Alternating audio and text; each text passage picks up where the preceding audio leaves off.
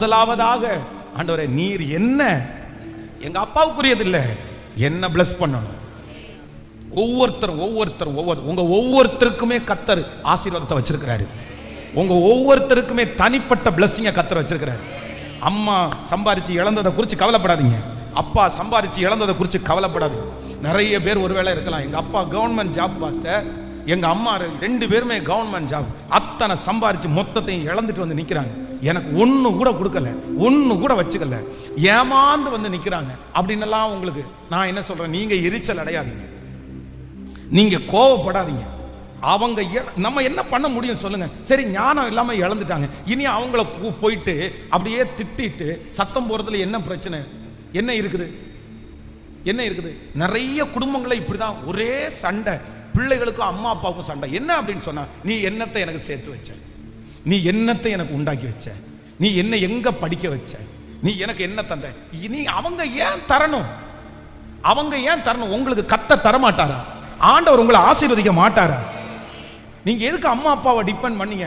ஒரு உண்மையான ஒரு தேவனுடைய பிள்ளை கர்த்தரை தவிர வேற ஒருத்தரையும் டிபெண்ட் பண்ண கூடாது. என்ன பொறுத்த அளவில் அப்படிதான், என்ன பொறுத்த அளவு அப்படிதான். கேட்கவே கூடாது, கேட்கவே கூடாது, எத்தையுமே கேட்க கூடாது. அவங்க படிக்க வச்சது வரைக்கும் ஸ்தோத்திரம், அவங்க என்னை பார்த்த வரைக்கும் ஸ்தோத்திரம்.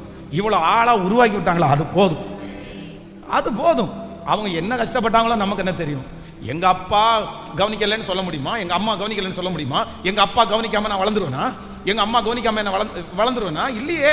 என்ன ஏதோ ஒரு தியாகம் பண்ணி இருக்கிறாங்க என்ன வளர்த்துறதுக்கு. தியாகம் பண்ணாம எல்லாம் நான் வளர்ந்துட மாட்டேன். என்ன விட்டுட்டு போயிருக்கலாம்ல, எங்க அம்மா விட்டுட்டு போயிருக்கலாம், எங்க அப்பா விட்டுட்டு போயிருக்கலாம், விட்டுட்டு போகல, ஏதாவது ஒன்று பண்ணி வளர்த்ததானே நினைச்சாங்க. அதனால இனி ஆண்டவருடைய பிள்ளைகள் உங்களுக்கு தந்தாலும் தராட்டியும் உங்களுக்கு எந்த எக்ஸ்பெக்டேஷனும் சொல்லுங்க. உங்க அப்பா என்ன தர்றாரோ அது உங்களுக்கு என்ன கொடுக்கணுமோ கொடுங்கப்பா, மற்றதை கர்த்தர் பார்த்துக்கலாம், அவ்வளோ ஆண்டவர் பார்த்துக்குவார், விட்டுருங்க. தரலையா ஸ்தோத்திரம், விடுங்க, பிரச்சனையே இல்லை. நீங்க கொடுக்கறதையும் சேர்த்து எங்க அப்பா கொடுப்பாரு, அவர் நிறையவே கொடுப்பாரு. அவ்வளவுதான். இந்த அண்டர்ஸ்டாண்டிங் எல்லா ஆண்டவருடைய பிள்ளைகளுக்கும் வரணும். என்ன ஆசீர்வதிக்கும், என்ன ஆசீர்வதிக்கும்? நான் ஆசீர்வதிக்கப்படணும். நீர்